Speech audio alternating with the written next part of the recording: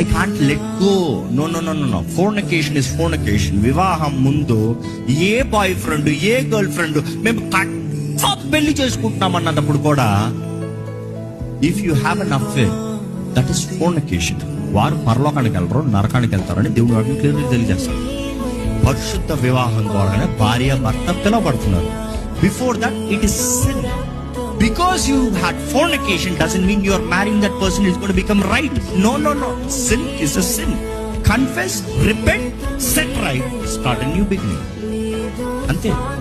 నువ్వు అట్లే వెళ్తానంటే ఇంకా ఎప్పటికీ బ్రతకలేవు. వివాహం అయిన తర్వాత ఇంకొక పరై స్త్రీ, పరై సంబంధం, పరై కార్యాలు, పరై పురుషుడు, వ్యభిచారము. Bible so clear about fornication, adulterous. వీరిద్దరూ పరలోక రాజ్యానికి వెళ్ళరు. దేవుని నియమం మారలే. ప్రారంభంలో చెప్తూ వచ్చాను, principle has not changed. Today's world culture is more changed. It is fine.